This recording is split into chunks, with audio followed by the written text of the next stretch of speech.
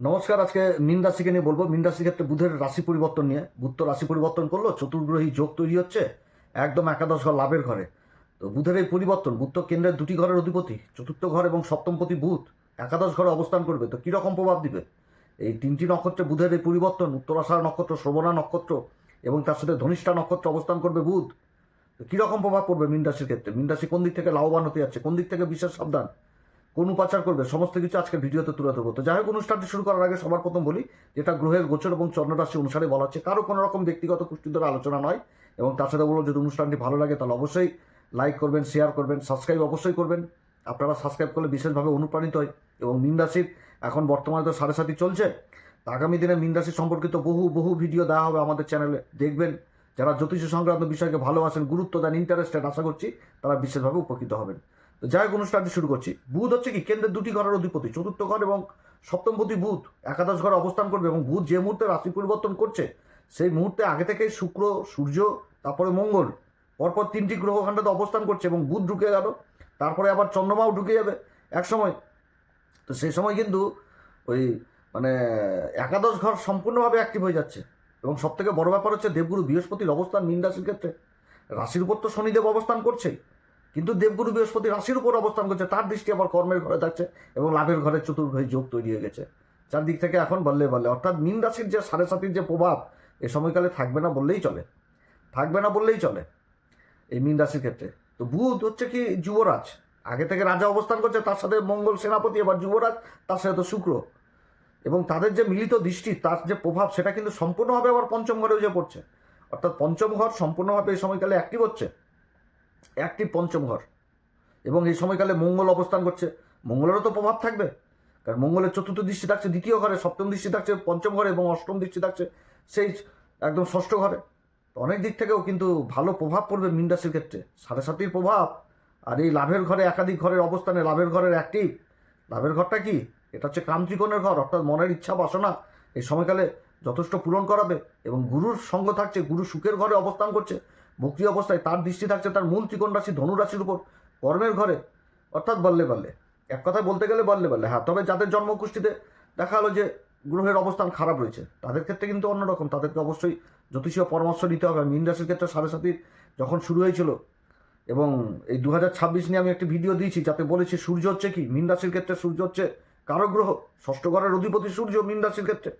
ষষ্ঠ ঘর থেকে তো আবার কর্মের বিচারও তো হয় কি না, কর্মের বিচারও হয়। তো ষষ্ঠ ঘর মিত্র সূর্য, তো তাকেও তো বল দিতে হবে না। তো এও তো আবার যে অনেক দিক থেকে শত্রু বৃদ্ধি, তাহলে যে সূর্যই খুব খারাপ অবস্থায় চলে এসছে, পাপ করতে কিছু করেছে, রাহুর সাথে গ্রহণযোগ করে নিয়েছে, শনির নক্ষত্র অবস্থান করছে। তাহলে কি হবে এখানটাতে, যে সূর্যের বলটা তো দুর্বল হয়ে যাচ্ছে, অর্থাৎ শত্রুরা এই সময়কালে আবার প্রভাব বৃদ্ধি করবে, বিভিন্ন রকম অশান্তি ঝুটঝামেলায় মীন রাশিকে পড়তে হবে। অর্থাৎ সূর্যকেও কিন্তু বল প্রদান করতে হবে। এবার সূর্যকে বল, ষষ্ঠ ঘরের অধিপতিকে বল প্রদান করা মানে কি, ষষ্ঠ ঘর থেকে আবার ঋণ জিনিসটাকেও তো বুঝাচ্ছে। তো সূর্যের উপাচার করতে হবে, সূর্য যন্ত্র বাড়িতে স্থাপন করতে হবে, উপাচারের মাধ্যমে বল বৃদ্ধি করতে হবে এই সূর্যের। যার জন্য সূর্য যন্ত্র স্থাপনের আমি বহু বারবার বলেছি প্রত্যেকটি ভিডিওতে, যে সূর্য যন্ত্র স্থাপন করতে হবে। এবং এই যন্ত্র আমাদের ইউটিউবে পাওয়া যাচ্ছে, যাদের অ্যাকচুয়ালি গ্রহণযোগ রয়েছে, যাদের সূর্য পাপকর্তকী যোগের মধ্যে পড়ে রয়েছে, রাহুর নক্ষত্রের সাথে মানে অবস্থান করছে, তাদের ক্ষেত্রে অবশ্যই বলবো আপনারা সূর্য যন্ত্র বাড়িতে স্থাপন করবেন। তো যাই হোক, ভিডিও অন্যদিকে অন্য লাইনে চলে যাচ্ছে। আজকে বুধের পরিবর্তন, 4টি গ্রহের অবস্থান।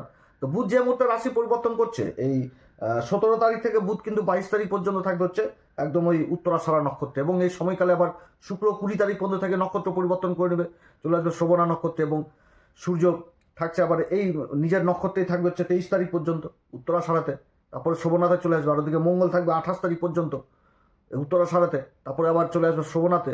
তো এই যে সময়কাল, বুধ হচ্ছে কি সব থেকে বুধের পরিবর্তন খুব তাড়াতাড়ি হয়, এবং বুধের যে প্রভাব সেটা কিন্তু চটজলদি হয়। বুধ এমন একটি গ্রহ যে ম্যানেজমেন্টের ক্ষমতা, নিজের বাণীর দক্ষতা, বাণীর কারক বুধ, বাণীর দক্ষতা, ম্যানেজমেন্টের দক্ষতা, চতুরতা, এই সমস্ত করে কিন্তু নিজের মান সম্মান, পদ প্রতিষ্ঠা সমস্ত কিছু লাভ করে বাণীর দক্ষতা, চতুরতার দ্বারা। যার জন্য বুধ কিন্তু যুবরাজ। বুধের মানে প্রভাব অন্যরকম হয়, সমাজে মান সম্মান, ব্যবসায়িক চিন্তাধারা, সমস্ত কিছু মেনটেন, সব কিছু, স্মরণশক্তি সব কিন্তু বুধ। বুধ যাদের ভালো থাকে তাদের স্মরণশক্তি খুব তীক্ষ্ণ হয়, গুরুজনকে শ্রদ্ধা করে, সমস্ত কিছু শুনে ম্যানেজমেন্ট করার ক্ষমতা থাকে। আর বুধ যাদের খারাপ হয় তাহলে কিন্তু বাচাল হয়, বড় গুরুজনদের শ্রদ্ধা ভক্তি কিচ্ছু করবে না, মিথ্যা কথা বলবে, মিথ্যাকে এমনভাবে বলবে সাজিয়ে গুছিয়ে মনে হবে ওটাই সত্যি, ওটাই ঠিক, যাদের বুধ খারাপ হয়। তো যাই হোক, বুধের অবস্থান যথেষ্ট ভালো হচ্ছে, ভালো অবস্থান। নিজের মিত্র ঘর একাদশ ঘরে বুধ আর শুক্রের জুতিতে লক্ষ্মীনারায়ণ যোগ তৈরি হচ্ছে, সূর্যের সাথে বুধাদিত্য যোগ তৈরি হয়ে যাচ্ছে, তারপরে শুক্র মঙ্গলের জুতি তৈরি হয়ে যাচ্ছে। আর সব থেকে বড় জিনিসটা হচ্ছে দেবগুরু বৃহস্পতি রাশির অধিপতির যে একটা মানে অবস্থান, সেই অবস্থানই আমূল পরিবর্তন মীন রাশির ক্ষেত্রে করে দিবে। কিন্তু দেখতেও হবে তার পাশাপাশি যে বহু দাদা দিদি ভাই বোনদের জন্মকুষ্ঠিতে দেখালো যে গুরুর অবস্থানই খারাপ রয়েছে, শনির অবস্থান খারাপ রয়েছে। এগুলো একটু মানে নক্ষত্র দিক থেকে বিশেষভাবে বিচার করা হয়। 7.5 চলছে, রাশির উপর অবস্থান করছে শনিদেব, এরপরে শনির নক্ষত্র পরিবর্তন রয়েছে 20 তারিখে। তো এগুলো দেখতে হয় যে আপনার কোন নক্ষত্রে জন্ম, সেই নক্ষত্রের কী প্রভাব রয়েছে, কোন এমন বিশেষ উপাচার রয়েছে যেগুলো জীবনে করলে আমূল পরিবর্তন হবে, খারাপ সময়গুলো যথেষ্ট ভালো হবে। এগুলো দিক কিন্তু সেই নক্ষত্রের উপরই গুণাগুণ বিচার করেই কিন্তু ফল করতে হয় বা উপাচার মেনে চলতে হয়। সেই জিনিসগুলো করলে ভালো প্রভাব পড়বে। তো যাই হোক, বুধের এই যে পরিবর্তন, উত্তরাষাঢ়া নক্ষত্রে সূর্যের নক্ষত্রে বুধ অবস্থান করবে। তো সূর্যের নক্ষত্রে যখন বুধ অবস্থান করবে, সাথে মঙ্গল থাকছে এই একাদশ ঘরে, শুক্র থাকছে, তো সবার দৃষ্টিতে তো যে পড়ছে আবার সে পঞ্চম ঘর। পঞ্চম ঘরটা কি সরকারি বেসরকারি কর্মস্থল, কর্মের জায়গা। কারণ পঞ্চম ঘরে যে জ্ঞানটা পাবে সেই জ্ঞানের দ্বারাই তো কাজ করবে। যে কাজই করুক, যে কোনো কাজ করুক, সেই কাজ করার যে একটা ন্যাচারাল জ্ঞান, যে জ্ঞানটা পাবে, সেই জ্ঞানটা কোথা থেকে আসবে? পঞ্চম ঘর থেকে। যেই কাজই করুক, তো পঞ্চম ঘরের উপর দৃষ্টি থাকছে। তো যারা সরকারি বেসরকারি কর্মচারী তাদের জন্য যথেষ্ট ভালো অবস্থান, প্রমোশন পাওয়ার প্রবল সম্ভাবনা থাকবে, বা সন্তান যে কর্ম খুঁজবে সেই কর্মের উন্নতি বা কর্মলাভ, কর্মের উন্নতি, এগুলো কিন্তু বুঝাচ্ছে। আর সূর্যের নক্ষত্রে বুধ চলে আসা মানে কি? কথাবার্তার দিকে একটা গম্ভীর ভাব চলে আসবে, আত্মবিশ্বাসী হবে, নেতৃত্ব দিবে, নিজের বুদ্ধির সাথে নেতৃত্ব দিবে, সরকারি কাজগুলো যথেষ্ট ভালো হবে। যারা সরকারকে আবার মাল সাপ্লাই দিচ্ছেন সেগুলো দিক যথেষ্ট ভালো হবে, আইন সংক্রান্ত কাজগুলো ভালো হবে, রাজনীতির সাথে যারা যুক্ত রয়েছেন তাদের দিকগুলো যথেষ্ট ভালো হতে যাচ্ছে, যুক্তি তর্ক এগুলোও হবে, প্রভাবশালী হবে, শিক্ষার দিকটা বিশেষভাবে উঠে আসছে, লেখালেখির কাজগুলো যথেষ্ট ভালো হবে। মোট কথা একটা গাম্ভীর্য স্বভাব থাকবে। যেরকম পাশে দাঁড়াবে উত্তরাষাঢ়া নক্ষত্র। উত্তরাষাঢ়া নক্ষত্র হচ্ছে কি দশ বিশ্বদেব, 10খানা দেবতার এই বিশেষ প্রভাব থাকে উত্তরাষাঢ়া নক্ষত্রে। তবে এই নক্ষত্রে থাকলে একটি জিনিস, সেটা আগেও বলেছি এখনও বলবো, যে চাপলুসিগিরি করতে হবে। অর্থাৎ না চলবে গান্ধীগিরি, না চলবে দাদাগিরি, চলবে শুধু চাপলুসিগিরি। অর্থাৎ সুরে সুর মিলিয়ে চলতে হবে, যে যেই প্রতিষ্ঠানে যে কাজ করুক সেই প্রতিষ্ঠানের উচ্চ আধিকারিকের সাথে সুর মিলিয়ে চলতে হবে। যে কেউ ব্যবসা করছে কোনো মহাজনের সাথে, সেই মহাজনের সাথে সুর মেলাতে হবে। হ্যাঁ, আপনি ঠিকই বলছেন। আধিকারিকের সাথে কাজ করছে, হ্যাঁ আপনি ঠিকই বলছেন, আপনার কাজটা সমাজ বেশি ভালো নেবে, খুব ভালো হচ্ছে, এরকমভাবেই চলে। এবং তার সাথে কি অধিকারটাকে রক্ষা করতে হবে, যে অধিকার, সে অধিকারকে রক্ষা করলেই প্রসন্ন। তাহলে হেভি কাজ হবে, চারদিক থেকে উন্নতি হবে। এই সময়কালে যে ডিসিশনটা নিবে সেটাও কিন্তু ভালো ডিসিশনই হবে, কারণ শিক্ষার জায়গা চলে আসছে। তো এই সময়কালে যারা রেভিনিউর কাজের সাথে যুক্ত রয়েছেন, কোনো আর্থিক লেনদেনের সাথে যুক্ত রয়েছেন, সেই কাজগুলো যথেষ্ট ভালো হবে। ব্যাংকিং সেক্টরে যারা রয়েছেন তাদের জন্য যথেষ্ট ভালো। আবার এই নক্ষত্রে অবস্থান করছে পঞ্চম ঘর থেকে শেয়ার মার্কেট, ফটকা ব্যবসা জিনিসটাকে বোঝাচ্ছে, যেখানটাতে আর্থিক জিনিসটা যোগ রয়েছে, সেই কাজগুলো ভালো হবে। তবে আমি বলছি না যে কেউ লটারির টিকিট কাটো, লটারির টিকিট কেটে পয়সা নষ্ট করো, আমি সেটা বলছি না, বা শেয়ার মার্কেটে পয়সা লাগাও সেটাও বলছি না। যারা করছে এই সমস্ত কাজ তাদের দিক থেকেও কিন্তু একটা উন্নতির জায়গা দেখাচ্ছে এই সময়কালে, এই উত্তরাষাঢ়া নক্ষত্রে। তারপর যখন আবার শোভনাতে চলে আসবে চন্দ্রমার নক্ষত্র, আর অবস্থান করছে চন্দ্রমার নক্ষত্র, আর চন্দ্রমার ঘরকেও দেখছে। আবার যখন যে মুহূর্তে চন্দ্রমার নক্ষত্র আসবে সেটা হচ্ছে কি 23 তারিখে চলে আসছে চন্দ্রমার নক্ষত্রে। অপরদিকে আবার শোভনাতে 20 তারিখ 21 তারিখ থেকে শুক্রও ঢুকে যাবে, লক্ষ্মীনারায়ণ যোগটা ভালো হবে এই সময়কালে মীন রাশির ক্ষেত্রে। এবং তার সাথে আবার সূর্য 24 তারিখ থেকে ঢুকে যাবে শোভনাতে। আর ওদিকে তো শোভনাতে ঢুকবে হচ্ছে 28 তারিখে, যে হচ্ছে মঙ্গল। তো শোভনা নক্ষত্রে কী হবে? কথাবার্তার আকর্ষণ করার ক্ষমতাটা খুব ভালো হবে, ম্যানেজমেন্ট করার খুব সুন্দর হবে, কথাবার্তা এত সুন্দর বলবে সামনের ব্যক্তিকে প্রভাবিত করে দেবে। মন তো চন্দ্রমা মন, শোভনা নক্ষত্র, পঞ্চম ঘর, সন্তানের প্রতি প্রেম ভালোবাসা এগুলো যথেষ্ট বৃদ্ধি পাবে। তবে এই নক্ষত্রে কিন্তু বিশেষভাবে, যেটা এর আগে আমি তুলে ধরেছিলাম, যে গর্ভবতী মায়েরা বিশেষভাবে সাবধান, এটাও কিন্তু থাকছে এই সময়কালে। সন্তান যে কর্ম করবে সেই কর্মে উন্নতি, কিন্তু সন্তানকে নিয়েও আবার পিতামাতা চিন্তিত থাকবে যাদের বুধের অবস্থান খারাপ থাকবে, যে সন্তানের অপকর্মে নিজের মান সম্মান যাই এরকমও কিন্তু হবে এই সময়কালে। যদি বুধ খারাপ থাকে তাহলে জেদি প্রকৃতির হবে, কারোর কথা শুনবে না, এরকম হয়ে যাবে। গুরুজনকে শ্রদ্ধা ভক্তি এগুলো কিছু করবে না। যদি যাদের বুধ ভালো থাকবে তারা আবার বিশেষভাবে হবে, জনপ্রিয়তা হবে, পড়াশোনার মেধাবী ছাত্র হবে, শিক্ষকের কাছে সুনাম বৃদ্ধি পাবে, পরিবেশে মান সম্মান বৃদ্ধি পাবে পিতামাতাদের। ছাত্রের সন্তানের পড়াশোনার দিক থেকে শিক্ষার জায়গাটা বিশেষভাবে উঠে আসছে। নতুন নতুন আইডিয়া জন্মাবে, নতুন নতুন পরিকল্পনা করতে হবে শিক্ষাক্ষেত্রে। মোট কথা খুব ভালো হবে, সৃজনশীল হবে, চিন্তাধারা অন্যরকম হবে। যারা রাজনীতির সাথে যুক্ত রয়েছেন তারা বিশেষ কূটনীতিবিদ হয়ে যাবেন। ম্যানেজমেন্টের কাজের সাথে যারা যুক্ত রয়েছেন, অ্যাডভাইজার হিসাবে কাজ করছেন, এই কাজগুলো যথেষ্ট বাণী সংক্রান্ত কাজের সাথে যারা যুক্ত রয়েছেন, সোশ্যাল মিডিয়াতে যারা অ্যাক্টিভ রয়েছেন, মার্কেটিং ফিল্ডে রয়েছেন, অ্যাডভাইজার হিসাবে কাজ করছেন, এই কাজগুলো যথেষ্ট ভালো হবে। মিডিয়া সেক্টরে যারা রয়েছেন তাদের জন্য যথেষ্ট ভালো। আবার নতুন নতুন বন্ধুত্বও করতে পারবে এই বুধের এই অবস্থানে।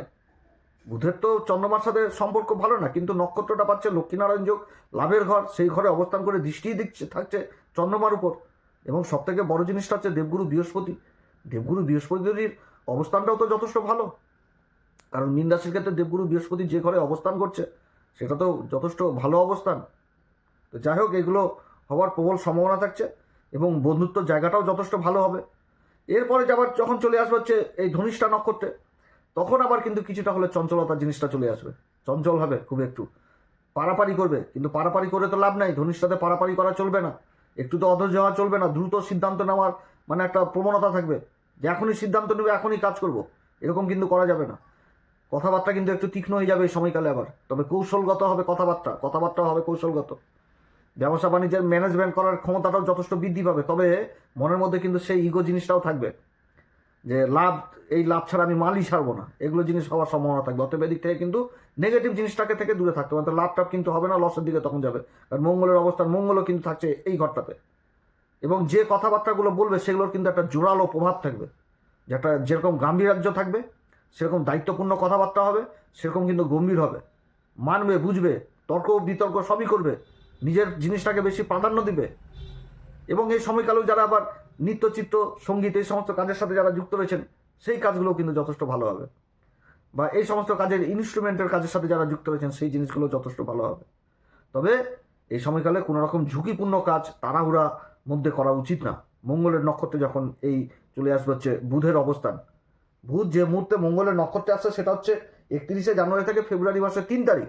অর্থাৎ বুধের যে পরিবর্তনটা সেটা 17ই জানুয়ারি থেকে একদম ফেব্রুয়ারি মাসের 3 তারিখ পর্যন্ত হবে। এই সময়ে এই যে ফেব্রুয়ারি মাসের 3 তারিখ 31শে জানুয়ারি থেকে এই সময়কালে তো শুক্র যেরকম থাকবে 5 তারিখ পর্যন্ত ধনিষ্ঠাতেই থাকবে।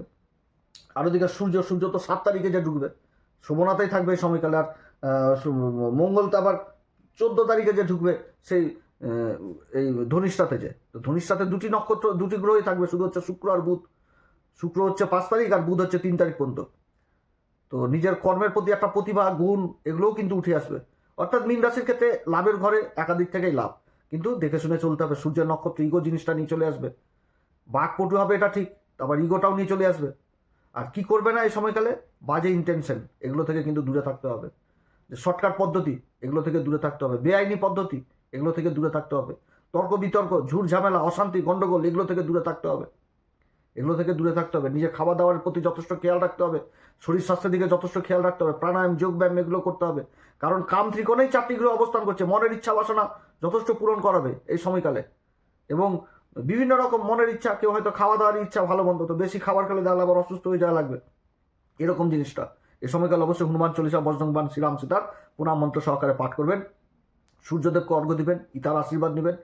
এই সময়কালে নিজের কর্মে সূর্যের নক্ষত্রে যখন বুধ অবস্থান করবে তো নিজের কর্মকে প্রসারিত করার জন্য ঋণের সুযোগ পাবে, ঋণ পাবে। তবে ঋণ পাবে এটা ঠিক, কিন্তু ঋণ দিয়ে কিন্তু কাজ করা উচিত না বা কারোর দায়িত্ব নেওয়া উচিত না। 7.5 চলছে, এটা কিন্তু মীন রাশিকে মনে রাখতে হবে সবসময়। তো যাই হোক, এরপরে আবার আসবে একটি নতুন ভিডিও নিয়ে, যেটা শনির পরিবর্তন আসছে, সেই সময় শনির নক্ষত্র নিয়ে বিশেষভাবে বলবো। আজকে 4টি গ্রহ একসাথে অবস্থান করছে মীন রাশি লাভের ঘরে, যার জন্যই আমি ভিডিওটি তুলে ধরলাম যে লাভ অবশ্যই আসবে কিছু না কিছু দিক থেকে। তো যাই হোক, আপনারা সবাই ভালো থাকেন, নমস্কার, ধন্যবাদ।